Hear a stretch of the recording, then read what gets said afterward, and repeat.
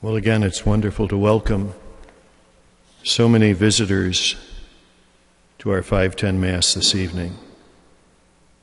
So many people who at different times through the years have called the Cathedral Parish their home. We welcome in a very special way the Daughters of Charity who are with us and the alumni of Cathedral School. Your beginnings here at the Cathedral prepared you well for life. And the work of the Cathedral School, together with the school that was at Our Lady of Pompeii, continue that work to the present day. And we're grateful for all that you do to help, support, and sustain the Church's educational ministry, especially here at Cathedral School. I know that tonight will be a night of much reminiscing, good conversations, renewing friendships. People come from faraway places to be here this evening, from Texas and Tonawanda, from Syracuse, from its environs. We're very grateful to you for your support and your help.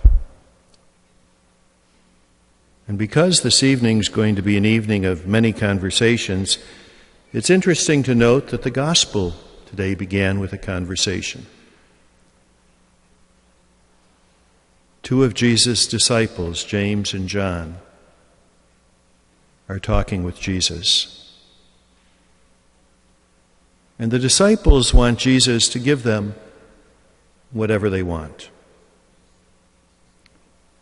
Upon an additional question from Jesus, they clarify what they desire: to sit close to Jesus when it is right and when it is left, when Jesus comes into his glory. James and John sense that Jesus' ministry is coming to a climax. They imagine Jesus sitting on a throne of power, and they desire to sit close to him, flanking him on both sides. The other 10 disciples, hearing the conversation, become indignant. They too want to share in Jesus' power. What do we learn from the gospel scene? Clearly, the disciples do not understand Jesus' mission. There is quite a contrast between who Jesus is and what they wanted him to be. They thought of a worldly power. He thought of the cross. His motive was service. Theirs was self-satisfaction. We also learn that Jesus is always patient, always ready to lead us into a fuller appreciation of who he is and what it means to be a disciple. He tells the disciples that if you're really going to follow me, then you have to be ready to drink the cup he drinks and share in his baptism. In other words, they have to be willing to be submerged in the suffering and anguish that he will endure. Discipleship is not merely an attraction to Jesus. It's an imitation of him, a willingness to share in the pattern of his death.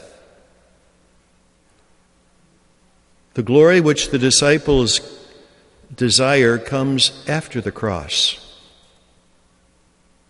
and it comes with a cost. And when we listen to the conversation, we also learn that authority is not about power. It's about service. Jesus draws a contrast between the rulers of the Gentiles and himself, and those who will lead his community of believers. The latter must be willing to be servants, helping others out, being at their service. And why? Because that is how Jesus exercises authority. The Son of Man did not come to be served, but to serve, and to give his life as a ransom for many. Recall the scene at the Last Supper when Jesus washed the feet of his disciples. His message is clear. A disciple must do likewise, because no servant is above his master. Jesus shows the way a disciple must follow. Jesus told James and John what sharing in his glory would involve. Tradition tells us that they stayed the course. James will eventually be the Bishop of Jerusalem and will die a martyr.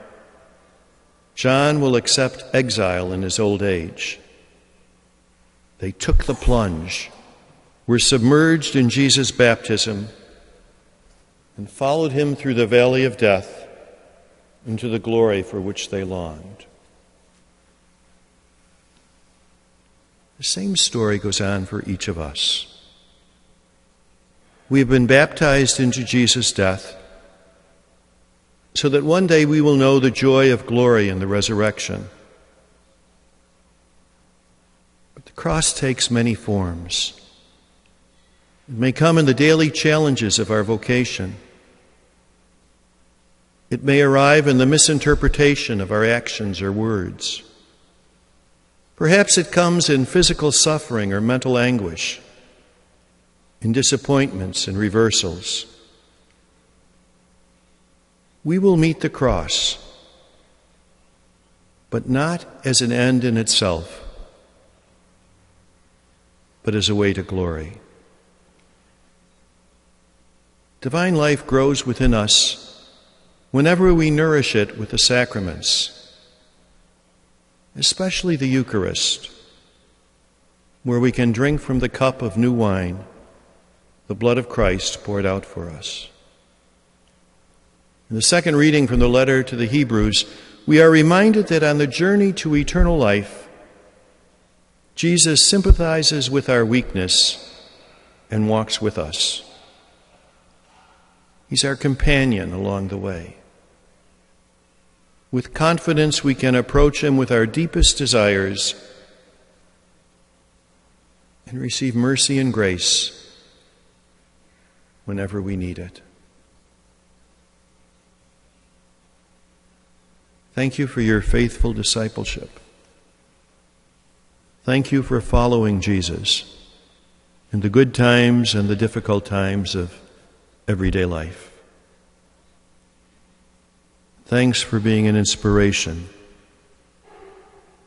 to the young people who follow after you.